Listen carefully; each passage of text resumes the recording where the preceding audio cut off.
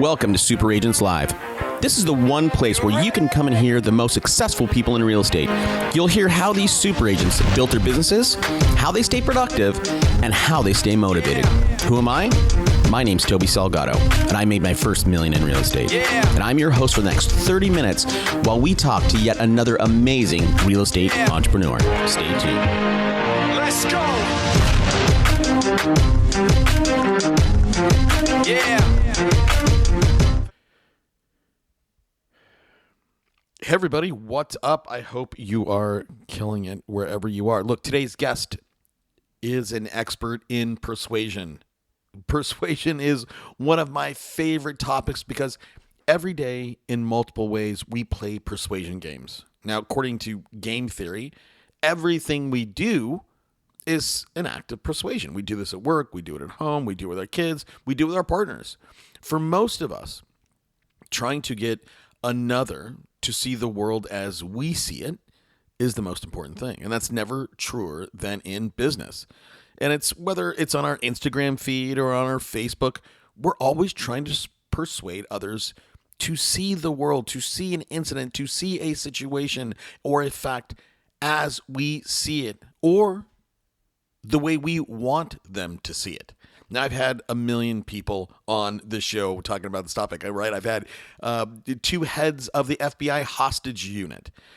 I would make the argument that persuasion is the single most effective thing we can learn to master in order to shape our lives in a way that we are ultimately happy.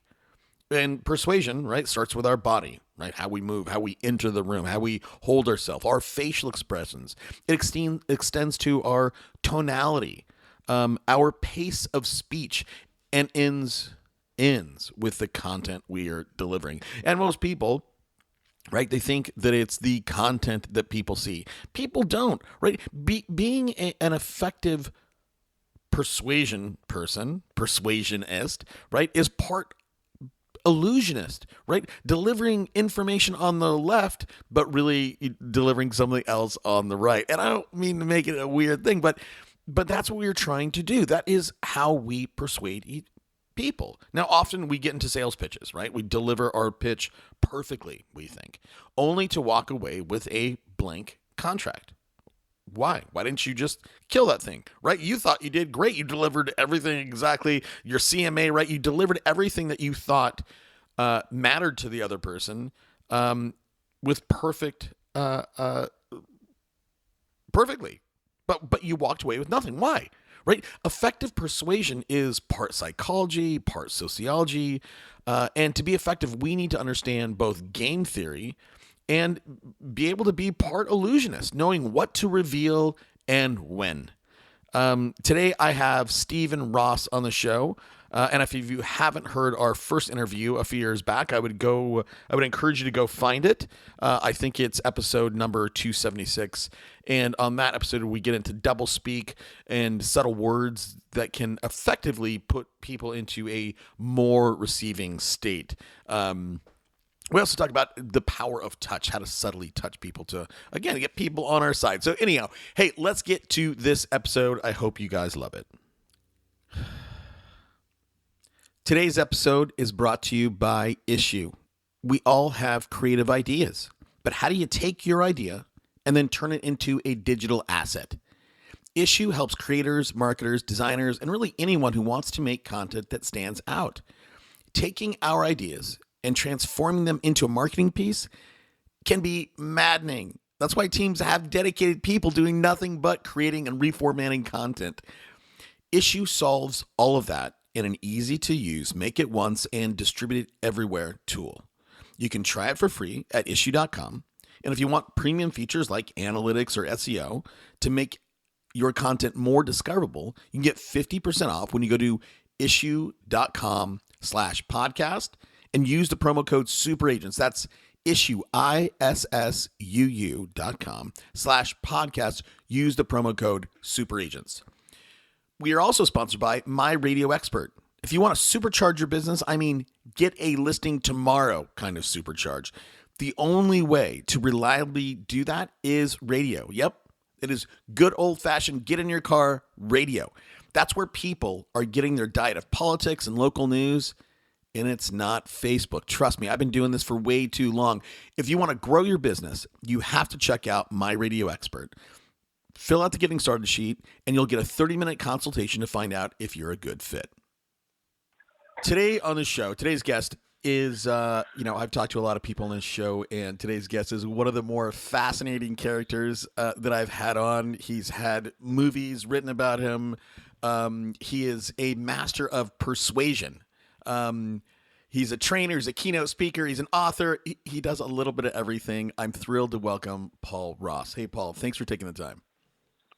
Thank you. It is such a pleasure to once again be able to share this amazing exploration of the world of invisible influence and subconscious communication. Yeah. So let's for the people who don't know who you are, let's just, maybe take a minute, Paul, and just give everybody a little bit of a primer of who you are. And then we'll get into sort of some of the techniques and some of the things you've both designed and implemented.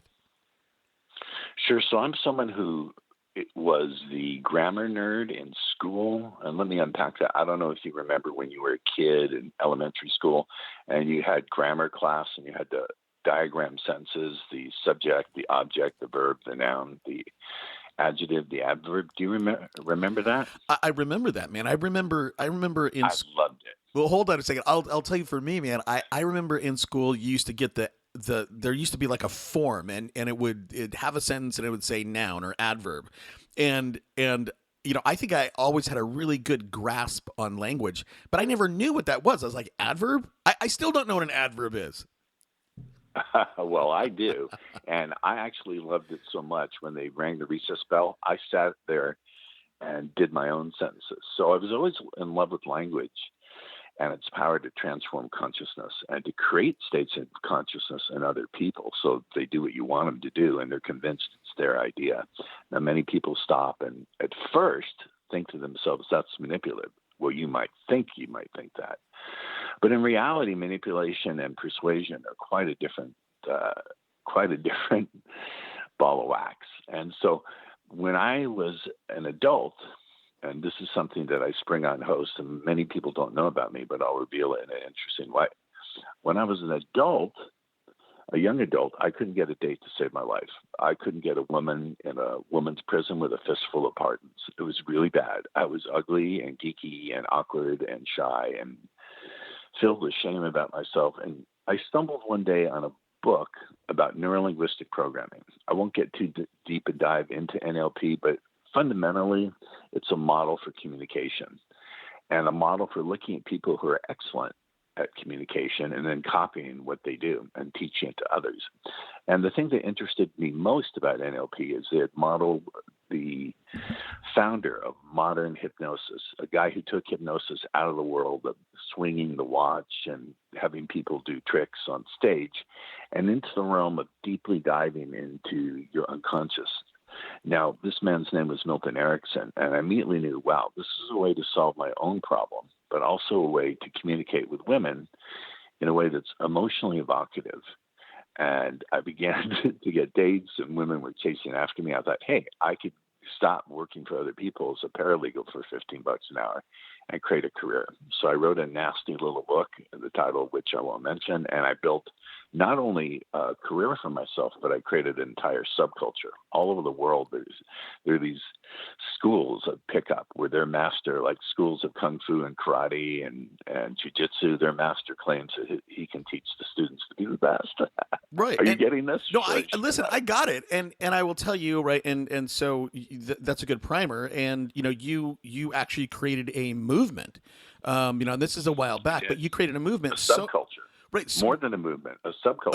Okay. And it still exists, right? And this subculture, as you call it, Paul, was so powerful that there was a movie written and Tom Cruise played you, which is amazing.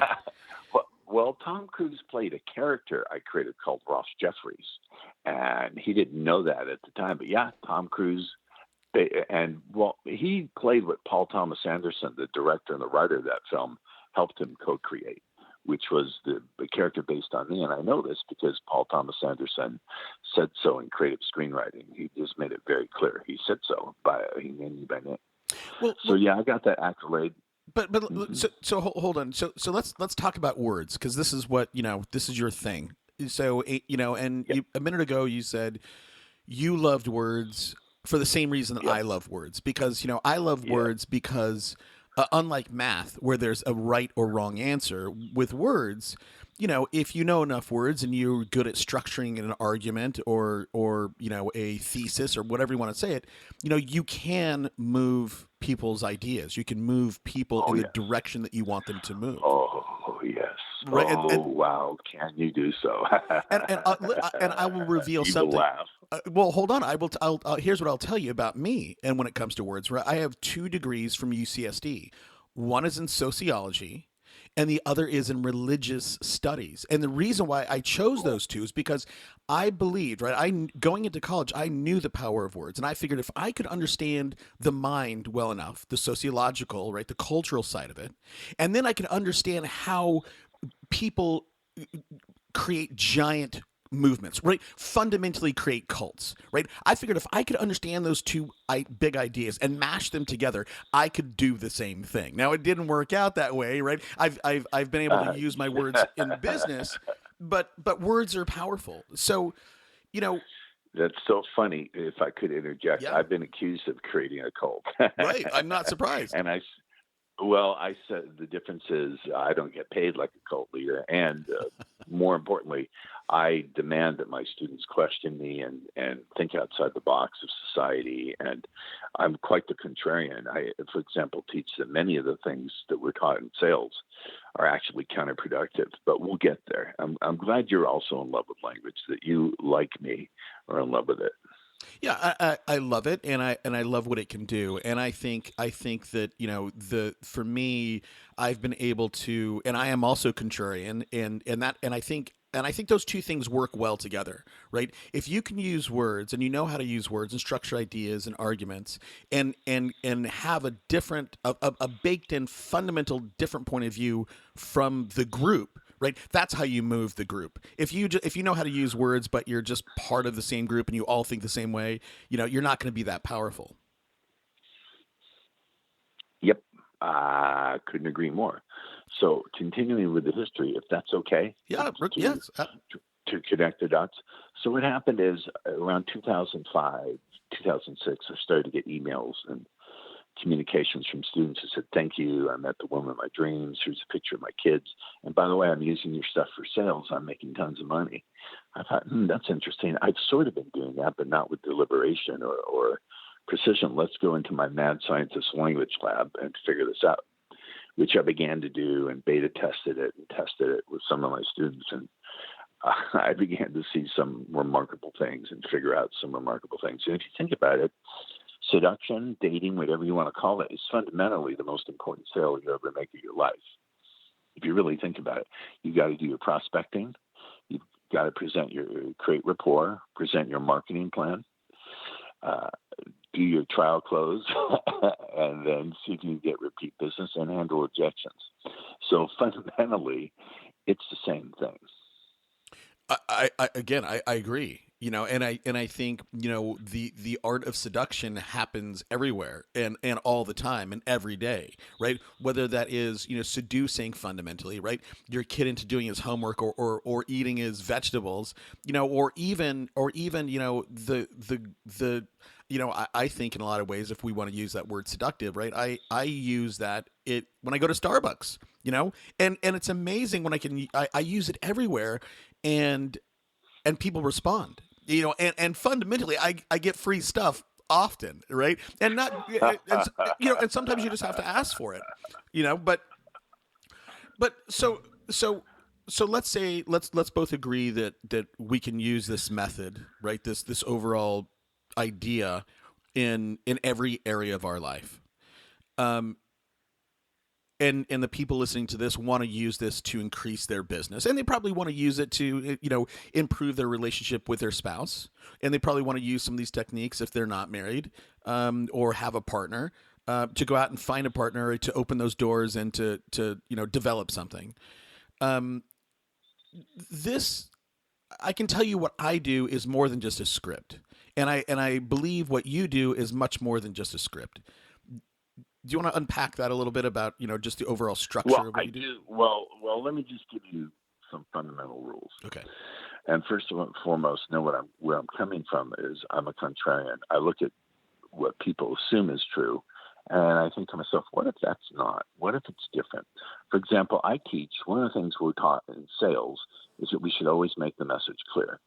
And I think, no, there are times when you don't make the message clear. In fact, there are times when you want to make the prospect confused, where you want to confuse the prospect, throw them off their game, so to speak. So when you do that, you create a place of absolute suggestibility through which you can take them. May I unpack that with a specific example? You 100%, but I will. Let me just interject with you. I can tell you that I do that every time I get on a call like this, right? When I get on a call like this, lots of people who are keynote speakers like yourself have a pre-packaged overall, delivery and structure. And what I do is I purposely interrupt their pattern. I purposely try to break their pattern, right? And I think if we look back at what I've done with you, right? I tried to break your pattern, and you're really good, right? You keep bringing it back, and so, all right, yeah.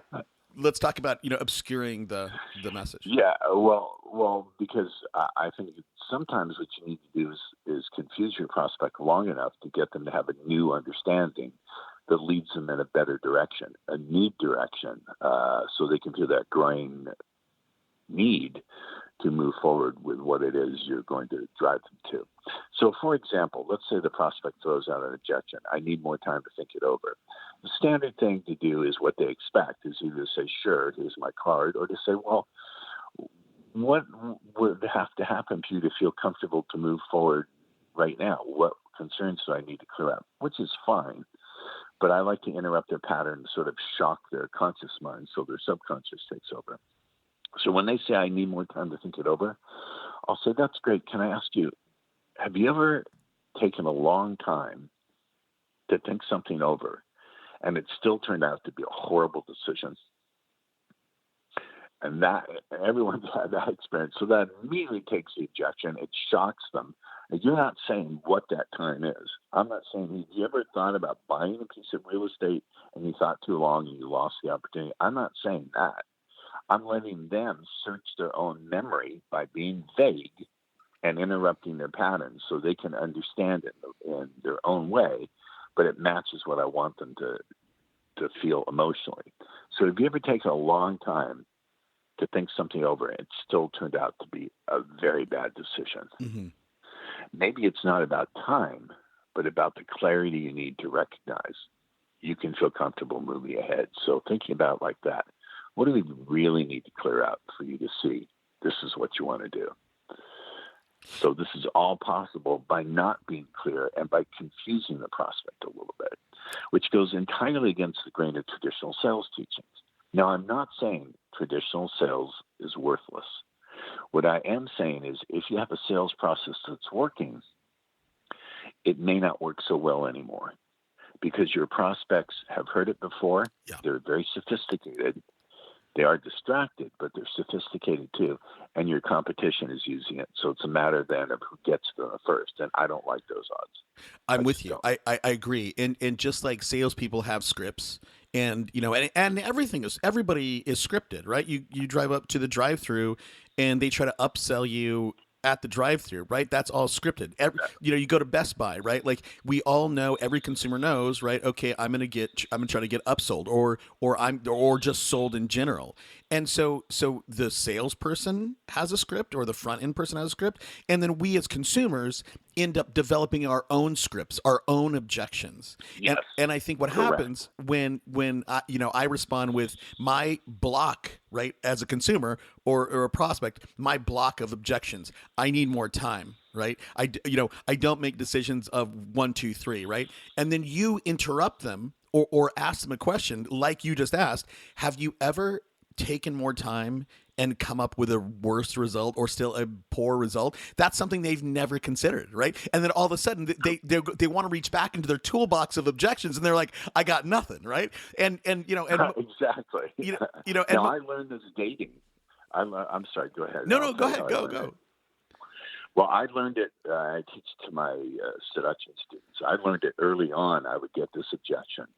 I have a boyfriend, and I would say, the typical thing that guys would do is to give up or to say, well, he's not that good, or I'm better, or to justify themselves. And I would turn around and say, oh, Debbie, you don't need to convince me someone else finds you attractive. That's not how I make up my mind about you, which is a total pattern interrupt and a pattern reversal. When she says, I have a boyfriend, it implies that she has something of value that you're seeking after.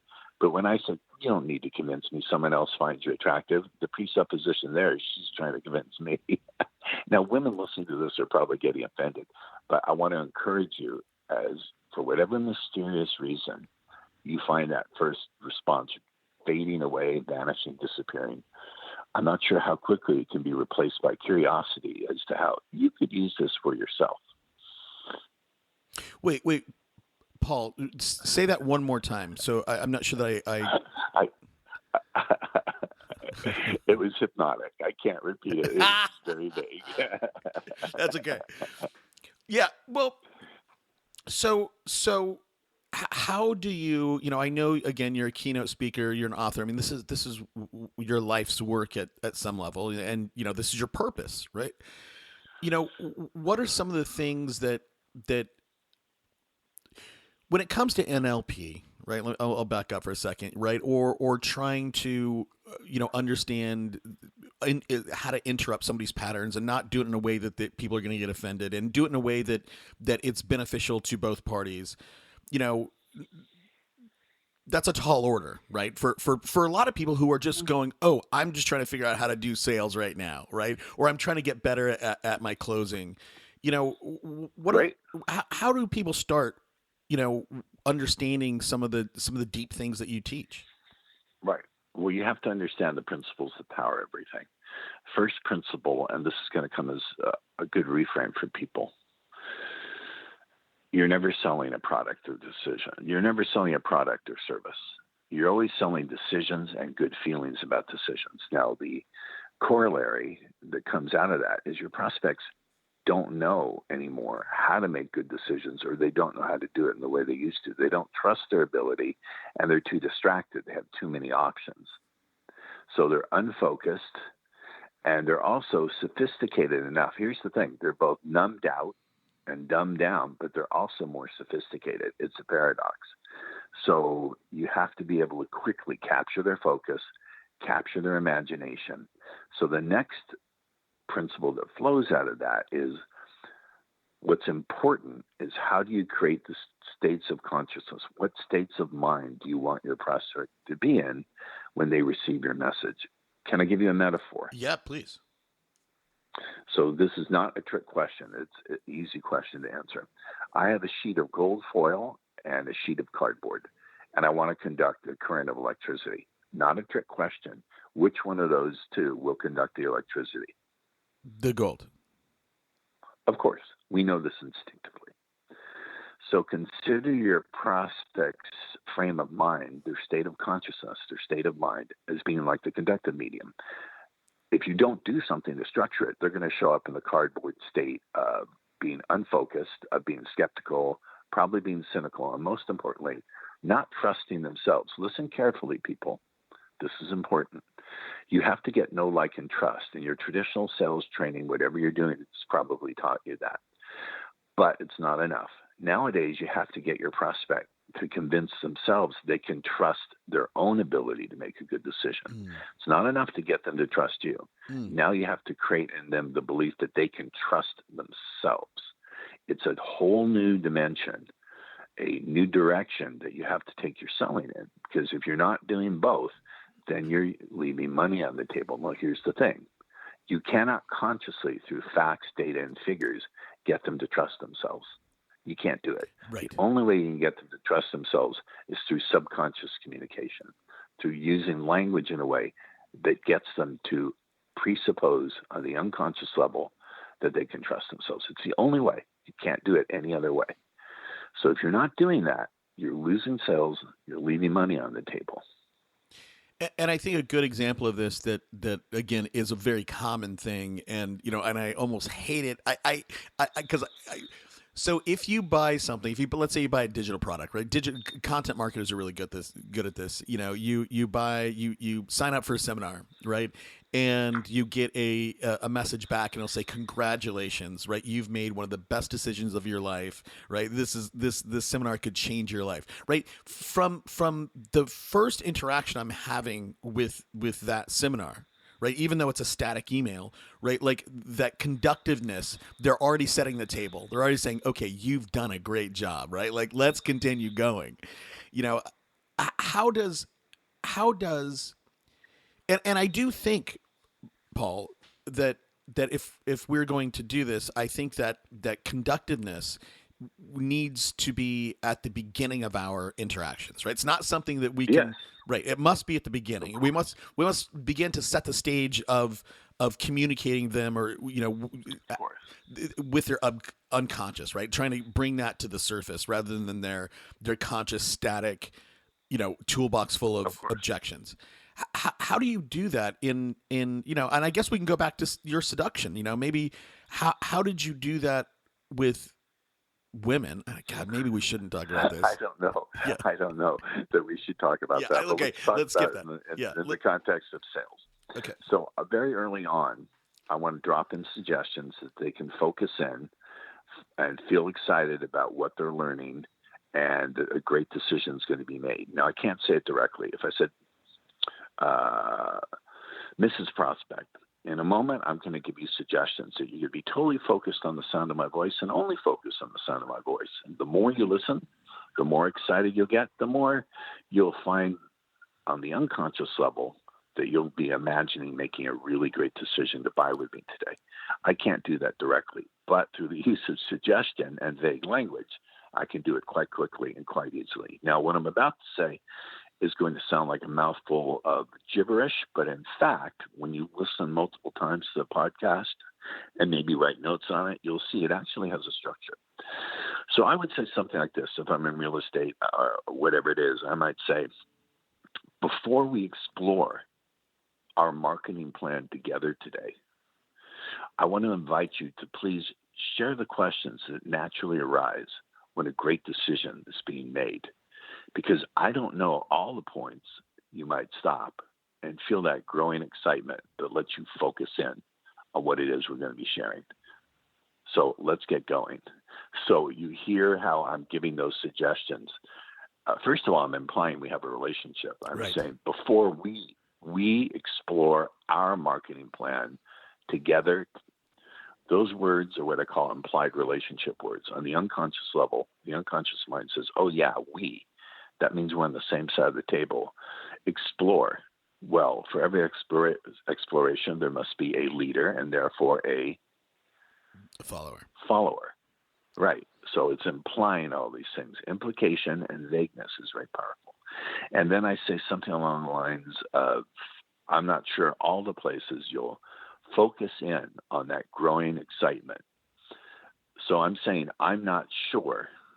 That's what I call a false profession of ignorance. I'm not sure. I can't tell. I can't say. The purpose of that is to prime the subconscious mind to listen and to allow the conscious mind to drop resistance. If I said, I know where you're going to focus in and I know how you're going to get excited, the prospect's going to go, F you.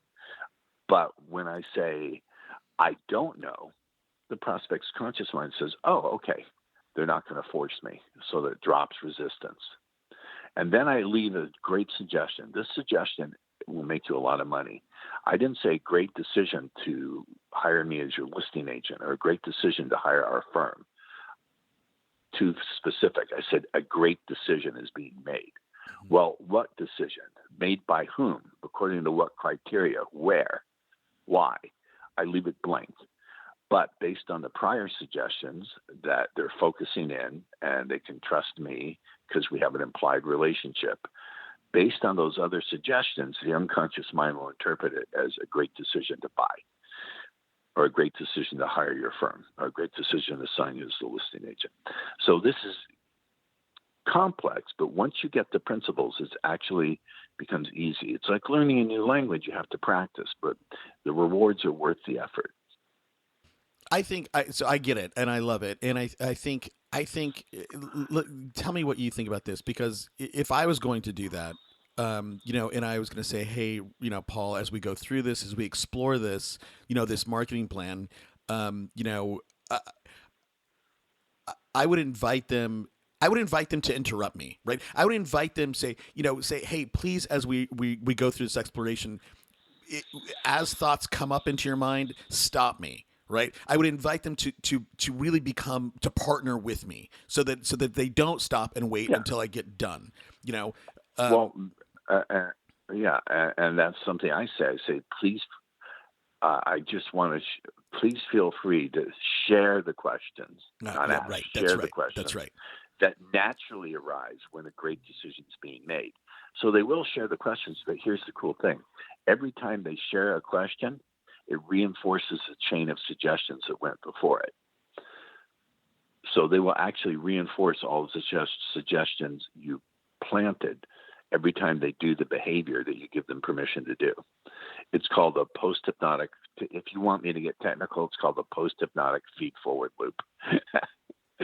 So this is, I'm also a hypnotist. It's a technical term, but the beauty is I've taken these technical things and translated them into a way where you can use it in your everyday sales life in a way that appears to be a normal, innocent conversation. And you'll never get caught. Never. and so how, and I don't want to derail this. I don't want to interrupt your pattern too much, fine. but if we go back to, if we look at hypnotism, right? For example, right? Not everybody, some people are more open to that than others, right? Some people just, you can't hypnotize, right? And other people are That's very... not true. Oh, okay. That's not true. Wait a second. Isn't it true that some people are much more open to these suggestions than others? That's true. But then you made a second statement that not everyone can be hypnotized. Okay. We're not using hypnosis in the traditional, if you are visualizing someone going to sleep and you're giving them orders and commands, that's not what I mean. Maybe some people are not open to that traditional trance, but everyone has a subconscious mind, and everyone properly primed has subconscious interpretations of what's going on. We do that all the time anyway. We're meaning-making machines.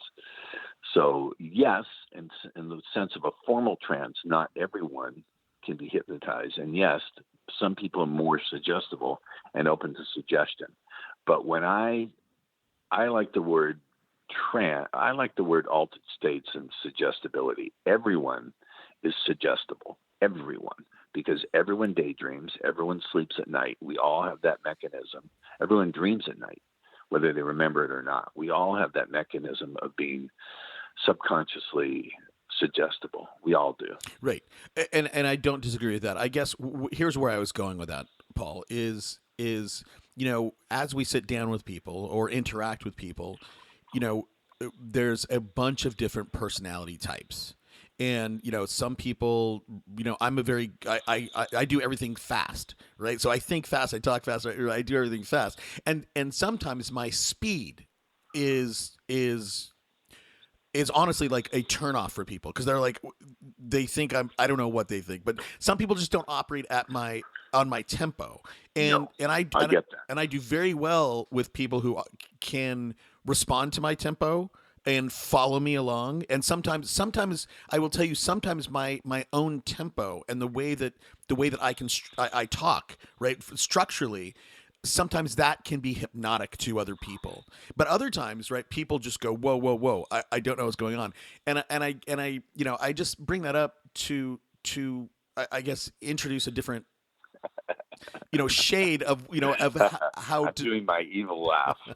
I'm doing my right. Well, Toby, I would just invite you to notice how everything now changes when you stop and think to yourself, oh, I had yet to claim my skill of learning how to alter my tempo in a way that brings you the results you've really wanted. Now, I can't answer that question for yourself. Only you can find that question beginning to arise in your mind. that question is I often consider. The problem is well, for me, I guess, and I think for all of us, is I have a certain gear, and sometimes if I meet someone else, Certain what?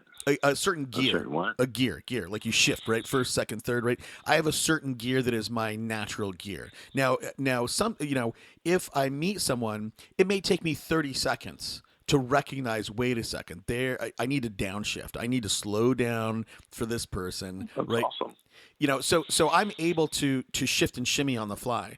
But as we said, right? Right. Sometimes, that first 30 seconds, right? That conductivity, right? That connective tissue, that first 30 seconds is the most important. And I guess Admit it. Pace it. If you can't fix it, feature it. Say, I just want to let you know, in my first interactions with the people I'm really going to serve, I can get so excited I talk quickly. But as you find me slowing down, the more I slow down and relax into this conversation, I just gave them a command to relax into the conversation. I said, but the more I slow down and relax into this conversation, the more it seems that some people can recognize a growing sense of connection and trust. So as that's taking place, thank you for helping me just slow myself. You get it? So if you can't fix it, feature it. If you can't fix it, feature it, admit it, and use that as leverage to shift your state, but in a way that drops in suggestions that gets them to trust you more and more.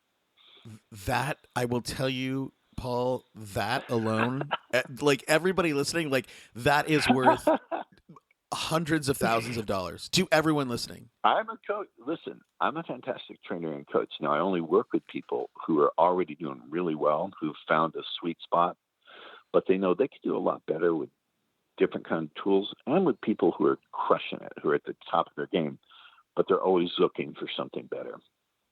That said, no matter where you're at, you can use this kind of communication. Now, notice what I did as a coach. I heard what you're saying, and then I offered a different way of thinking about it.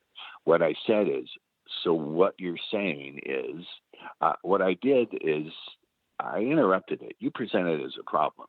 I presented it as a skill and an opportunity. Yes. I said, so admit it. Feature it. Say, I just wanted to say in the first few moments of being great service to a person, I get so excited about helping you make a great decision that I talk really fast. But as I just slow down and relax into that connection of knowing I'm being of service to you today, that's when I can feel that growing rapport that lets someone know, wow, a great decision is going to be made. Mm-hmm. So thank you for helping me be a better guide for you today. Let's share what I've got for you. Yeah, no, that is listen, I that is fantastic, and I think that is. Well, I know. Are you there? I'm here, man. I'm here. I with open ears. I'm waiting for the great Paul Ross to enlighten me more. Well, thank you. But what I wanted to say is, as a coach, my job is to interrupt my student when they're telling me a less than useful pattern and reframe it as a skill. Mm-hmm. Reframe it as a skill. This is an incredible thing. And the same way, you can use these tools to reframe your client's or prospect's objection as being an opportunity. The same tools I teach my VIPs to use for their own mindset are exactly the tools they can apply externally with their clients and their prospects, because it's based on the same principles. Where do people get hung up in this, right? Because and hold on before you start to answer. I know that you just said a minute ago, right? I only work with people at the top of their game. So these are people who already have a ton of confidence. They already have a very strong skill set, and typically those people can easily work on the fly. Where do general people get hung up in trying to in a lot of ways rethink, right? You have to learn a different way of thinking. If I'm going to represent something, right? I need to be able to rethink it and digest it for myself. Like, there's the evil laugh again, Paul.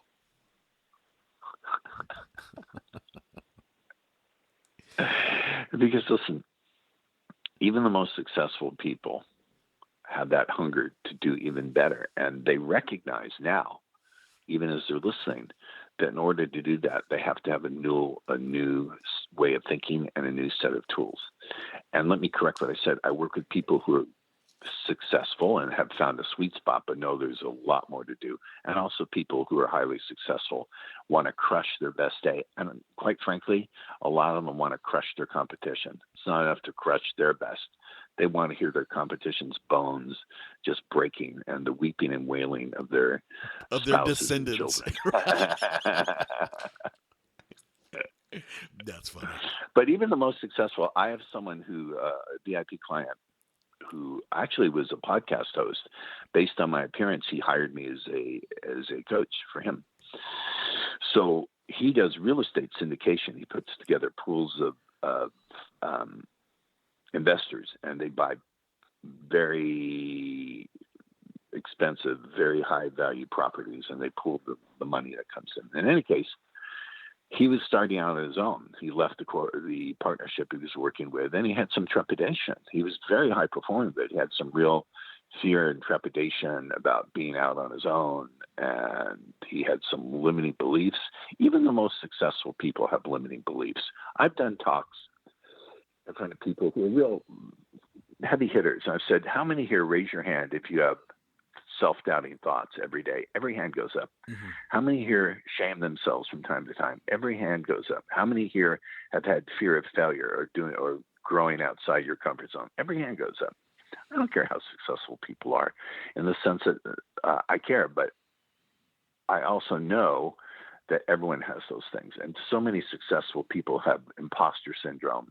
Mm-hmm. They don't believe that they deserve it, and et cetera, et cetera. And all these things are things that we can work through pattern interrupting and reframing, and also some formal hypnotic technique if they want that.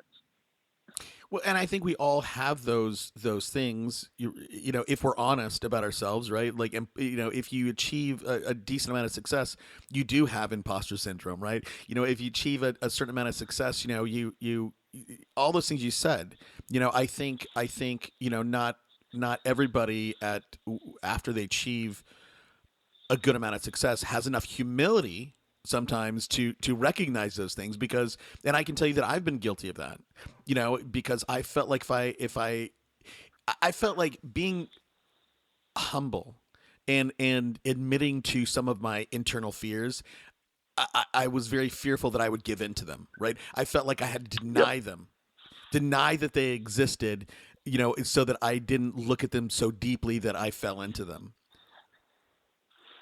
Toby, here's a rule. If you can't face it, you can't fix it. Boom. If you can't face it, you can't fix it.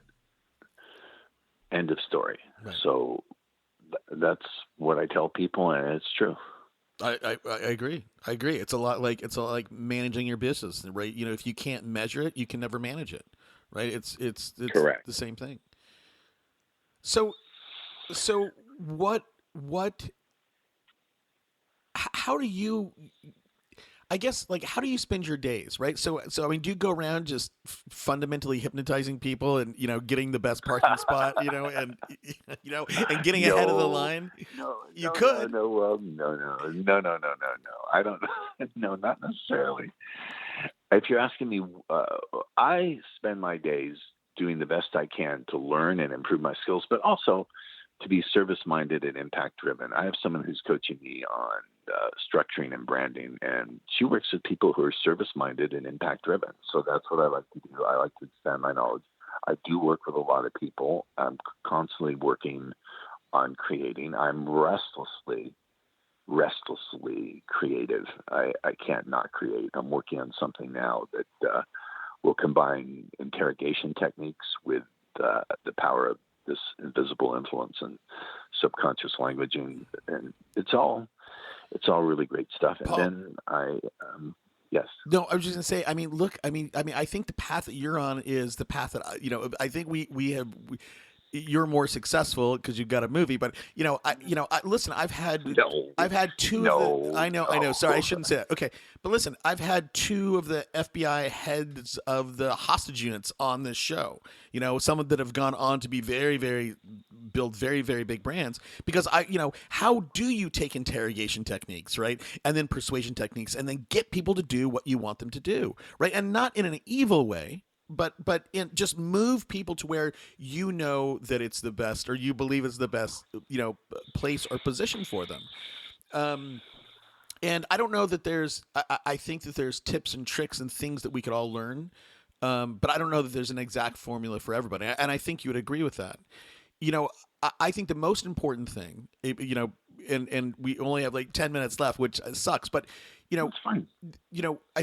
I think, and maybe you could correct me, but I think when it comes to utilizing some of these techniques, at the foundational level, the thing that I work on most is how do I represent something, right? And so you would say reframe, and I would say represent, because if I can, take the contrarian view and take somebody's thoughts or objections or ideas and represent them in a slightly from just 3 or 4 degrees off. If I can move someone 3 or 4 degrees, I've moved them enough. I've moved them enough to then start to move them 1, 2, 5, 10 degrees till finally that we are in alignment, or in alignment enough for them to go, okay, Toby, I will give up the reins, and let you take it, and this is what I do with my clients. My clients trust me so much that I haven't opened, I take money out of their bank account, right? They don't even write me checks. I manage a lot of money for a lot of people, and nobody questions me because I've moved them to a degree where we're completely aligned, and they believe in their hearts that I do want the best for them. And it all works out, right?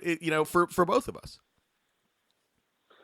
Mm-hmm. I get it. By the way, when you mentioned FBI people, have you ever had Chris Voss on your show?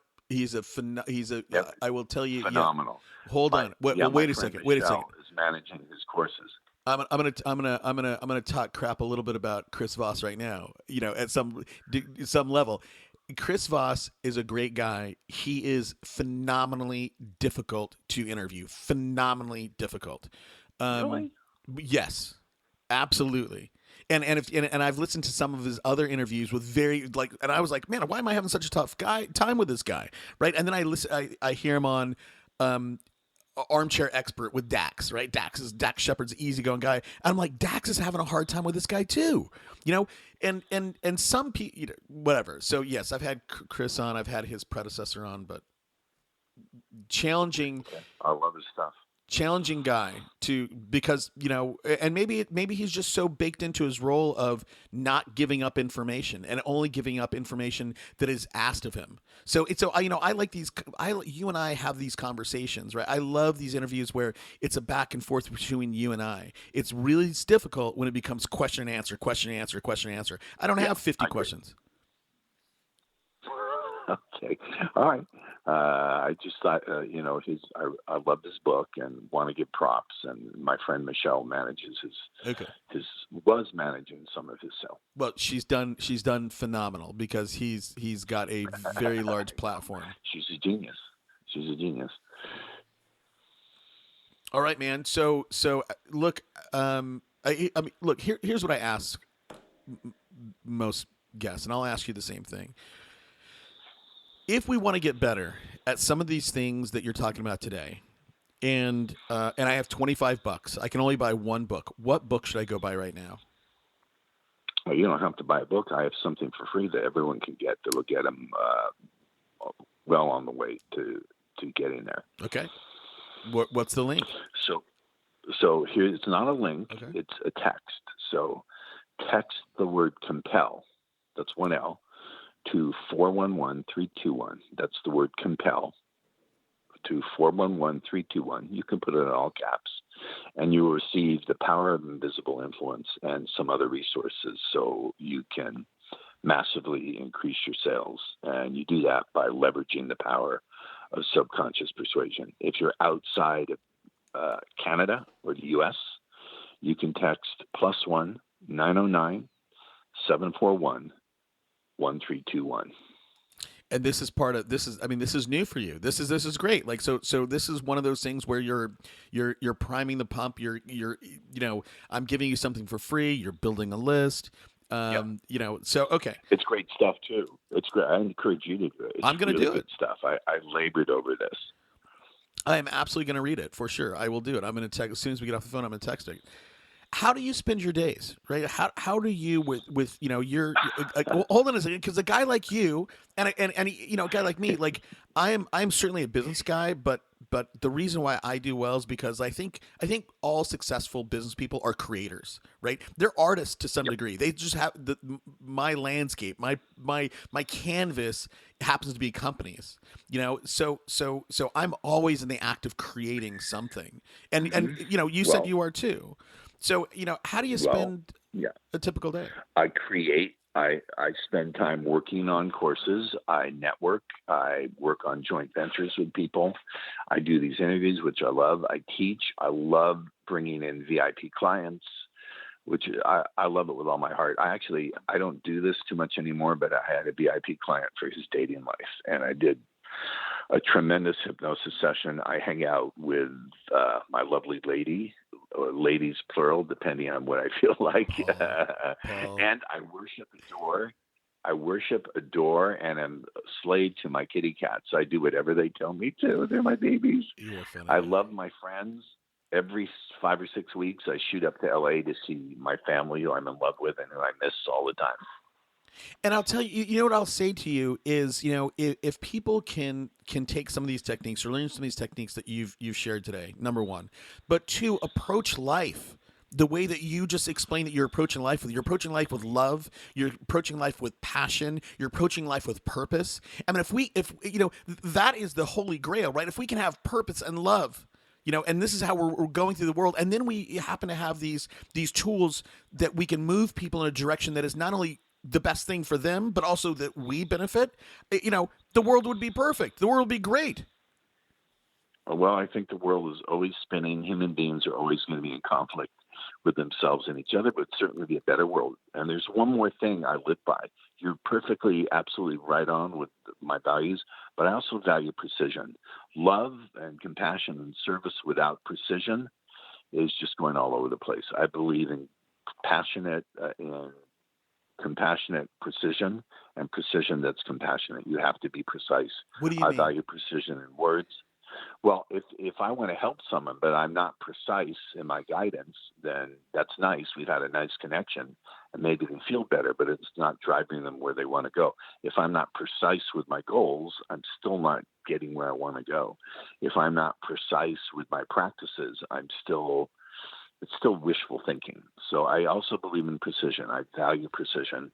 It's one of my top values and one of the things I practice as best I can. So would an example of this be, the salesperson who goes in, who gets a meeting finally, and they really connect with the prospect, right? What are their wants? What are their desires? What are their fears?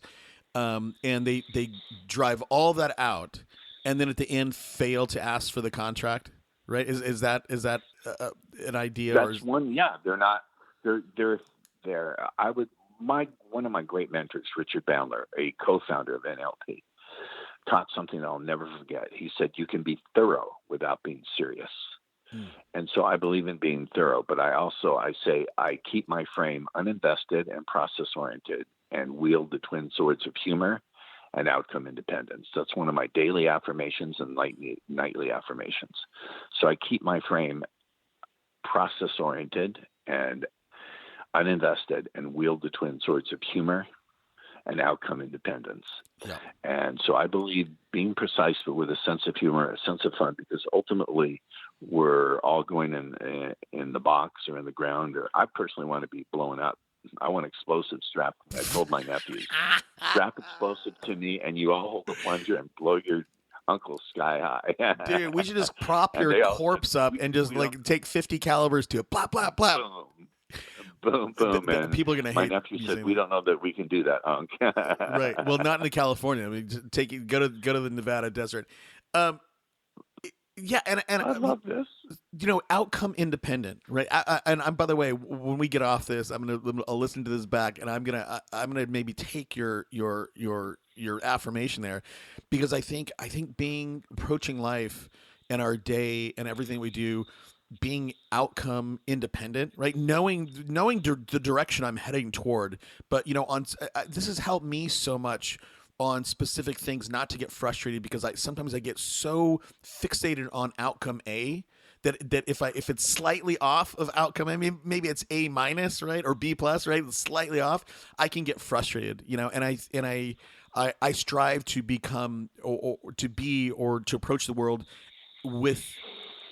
without a clear outcome in mind, right? And I don't know if that is anyhow in You conflict can have with a clear outcome. You can have a clear outcome without being attached to the result, without Right. needing to have it happen. Because when you need to have it happen, then you're driven by ego. And here's precisely my definition of ego. It's only mine. It's the aspect of us that needs to be right, that needs to always be in control, and can never admit mistakes and take feedback.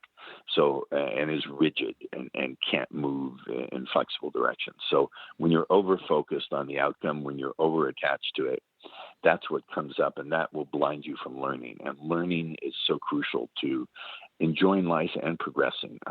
And so I do my best to stay unattached. Doesn't mean I'm not interested. I'll leave you with a metaphor. In a breakfast of bacon and eggs, the chicken is interested, the pig is invested. Right. No, that's a good.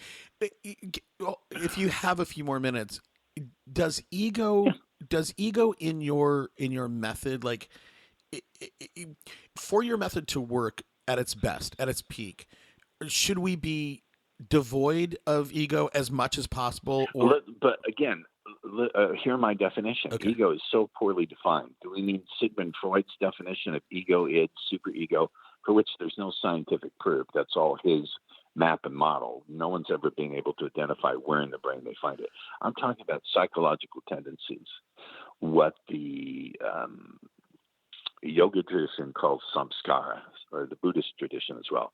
Samskaras are merely fixed tendencies and ways of viewing the world that are very rigid. That's sort of the Eastern way of saying what I'm talking about when I say ego. By ego, I mean the tendency and or the drive, the drivenness and the fixation that leads to suffering around these subjects, needing to know the outcome, having to have the outcome, making other people wrong when you don't get it, or making yourself wrong when you don't get it. Those kind of things. That's what drives people to destructive behavior. Right. My meditation teacher, Shinzen, taught me this, that the necessary cause of suffering is drivenness and fixation. Now, that's totally against what we're taught. We're taught to totally fixate our goals and be driven. But it leads to people who are either not happy in their journey or not happy when they get there. To be able to be moved and motivated without being attached enables us to move through the world in a happier way, a more contributing way, in a way that's non-destructive to ourselves and to the people who love us and to the people in the world in general. Right. And so I don't want to reach my goals if I have to be a schmuck to get there, or I can't be happy doing it, or it somehow is harmful. I don't want to do it. And so much of what's taught in traditional business, you have to be driven and you have to be fixated. You have to be strongly motivated, I agree, but you have to be flexible. And it makes the journey much more enjoyable if you can have some fun and add in some humor doing it. And I think, going back to some of those high performers, and maybe even me, when you reach a certain level of success and you feel, you often turn the sword upon yourself, right? Because you start to go, wait a second, I want to be the best I can do, or the best I can be in X, Y, and Z. And all of a sudden, you must turn that mirror back on yourself and start to only fixate on your shortcomings in order to, Correct. and that is destructive. Like, it's helpful to a degree, but it can get to a point where you start to destroy yourself. And your happiness, and then you look at your life, you're like, I've achieved all this stuff, but I'm not good enough, Correct. Correct. And so people don't have a practice of acknowledging and treasuring their little wins, which is not original with me, but they also have crappy learning strategies. If something doesn't work 100%, then rather than first and foremost seeing what they do well, which is I insist my clients do that, I will bend their arm or give them rewards, rather than seeing what they did well, and from a clear, unattached state, an altered state, really, of being able to see as a precise, compassionate witness what actually happened. Not your story, but what actually happened, and how can I extract learning from it. Most people who think they have a discipline problem or a self-confidence problem don't. They have I can't say that word, they have a crappy learning strategy that just reinforces their problems and reprograms them back in. So this is a topic for a whole nother podcast, but that's another distinction between what I do and I think other sales trainings, which can be good, which is they don't teach a good learning strategy. Everyone says just learn from your mistakes. Have you heard that one before? Does anyone From ever Grandma. give you has anyone ever given you a precise methodology for doing that? No. No. That's like me my car being broken down in the desert. My cell phone's running out of power. I called the mechanic. He said, "Oh, that just sounds like your dual cams are messing with your carburetor. Just take your Fragostat and move it to your what's-it, and you're fixed. Bye." And then my phone runs out of power. Well, if I knew that, I would fix it myself. So it used to enrage me when I would go to these self-improvement things, manifestation stuff. You ever notice, by the way, in these manifestation seminars, no one teaches you to manifest clean drinking water for 2 billion people. No one teaches you to fight world hunger. It's all about dropping the last 10 pounds of fat off your ass, getting those 2 Rolls Royces in that country house, and getting that hot partner. Right. It's so narcissistic. It's so narcissistic.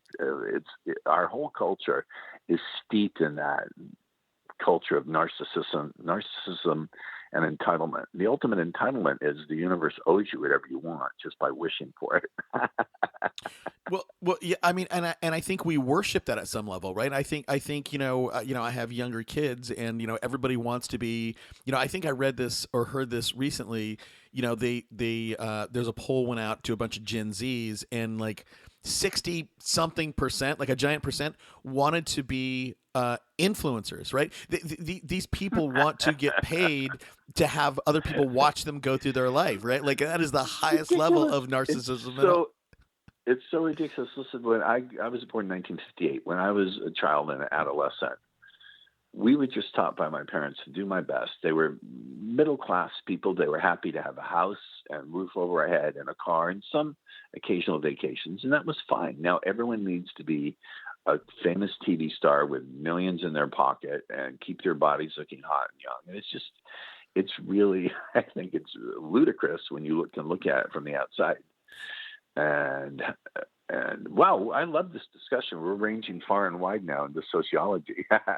Well, look, man, I'll tell you, Paul, I always love talking with you. You're a fascinating character, and you're welcome back on any time. I will tell you, I've been doing this show for almost 7 years, and I've only had a handful of people on twice, and so you're one of them, and I think that not only do I love listening to you, but I'm positive that everybody else loves it, and if they don't, I don't know, maybe they need to develop some more skills, because sometimes some of the things that like you're talking about, some skills are just more advanced than where people are, and sometimes they're, how exciting to, so what you're saying is that there are people listening who can get even more excited at the huge leaps they can make as they stop and text the word compel to 411-321 to receive the power of invisible influence. That's right. And here's the thing, right? You and I'll speak to myself, right? I had to go through my path of reading a bunch of books, a bunch of, trials and errors to get to where I am, right? And to be able to think along the same lines that you think, and to have some of the same tools that you have. And for other people, right, with the availability of somebody like you teaching what you are teaching that didn't exist when I was, in the early 90s when I was out, trying to, make my way through, right? People can leap forward. They can leapfrog a bunch of pain. They can leapfrog a bunch of trial and error. And you can learn some advanced techniques, right? Not everybody has to go 1, 2, 3, 4, 5. You can leapfrog over a bunch of time, and I think that is what is exciting for me. Because again, even me, I know much of the stuff, that you're teaching, I have a lot of those tools, I don't use them all the right way, most likely. And I think you can teach me something like that. But if I can learn, talk about it for sure. Arrange time to see how I can help you. Well, all right, my man. Hey, again, Paul, thanks a bunch. I will talk to you soon. And everybody, you should text compel. You are, you're cheating yourself if you don't, right? So 411-321. Boom. All right, Paul. Hey, go get him, bud. Thank you, Toby. Talk to you soon.